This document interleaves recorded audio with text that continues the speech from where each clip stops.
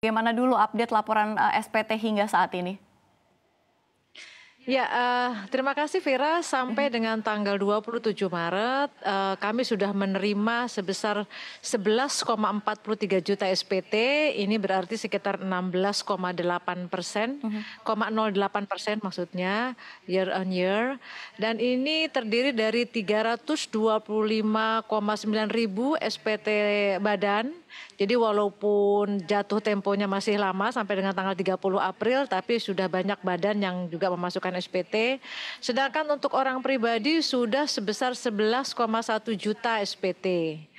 Dan yang melaporkan secara online itu udah ada 11,9 juta dan yang secara manual ada 332 ribu. Demikian Vira. Jadi itu hitungannya secara keseluruhan ada 16% hingga Betul. saat ini kurang lebih ya Bu? Mhm. Pertumbuhannya 16,08% dibandingkan dengan tahun lalu. Kalau dari jumlahnya itu tadi 11,1 juta SPT. Baik, apa saja sih Bu kendala yang didapat begitu dari masyarakat terkait pelaporan SPT ini? Ya, sebetulnya kalau kendala teknis mungkin belum ada kendala teknis yang berarti atau cukup signifikan yang mengganggu kelancaran pelaporan SPT tahunan. Tapi izin mungkin menyampaikan bahwa kendala ini lebih banyak disebabkan masyarakat wajib pajak yang lupa EVIN. Hmm. Padahal untuk melaporkan SPT tahunan ini pintu masuknya dalam tanda kutip adalah elektronik identification number ini, electronic filing identification number. Sebetulnya kalau teman-teman wajib pajak lupa Mhm. passwordnya dan EVIN-nya masih ada, itu masih bisa menggunakan menu reset password.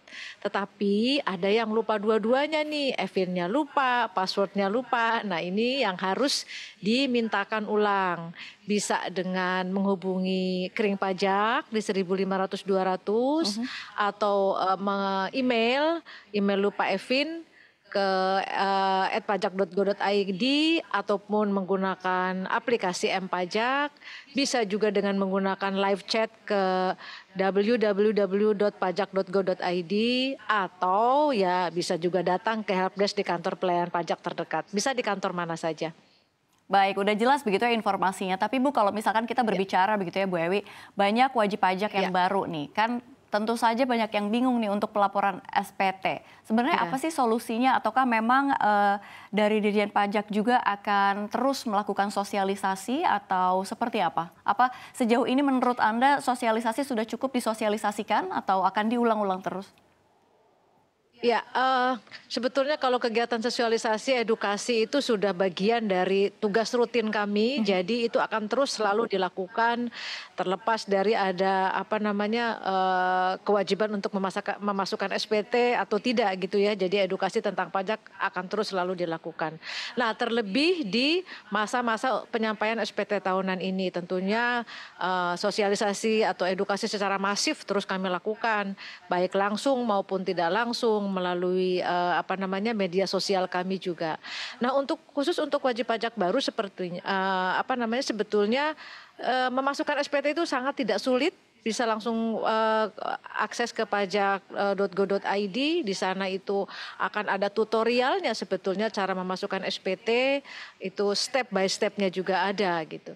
Nah, kalaupun katakanlah masih belum bisa juga, bisa datang ke kantor pajak kami atau tadi bisa melalui telepon juga ke 1500 200 atau juga melalui media sosial kami misalnya nanti apa namanya pasti akan kita respon. Jadi sebetulnya banyak sekali channel yang disiapkan oleh Direktorat Jenderal Pajak bagi siapapun yang membutuhkan asistensi. Baik, ada nggak sih Bu hingga saat ini begitu ya sejauh ini ada temuan menarik dari pelaporan SPT tahun ini?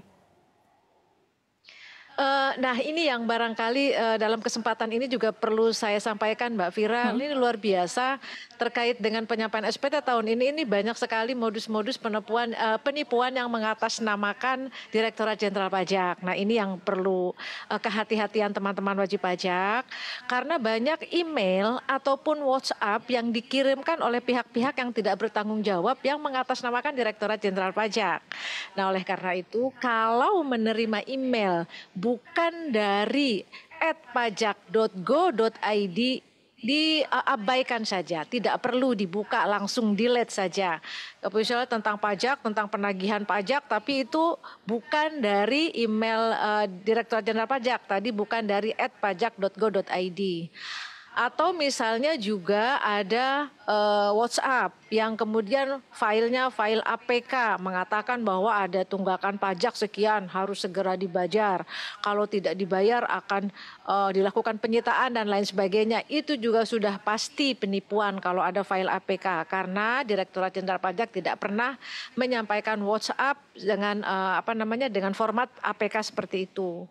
Dan tentu saja kalau email ataupun bahasa surat dari kami pastinya dengan menggunakan bahasa-bahasa yang baik, dengan diksi yang baik gitu ya, tidak menada ancaman, apalagi menakut-nakuti dengan sanksi pidana, dengan penjara dan lain sebagainya.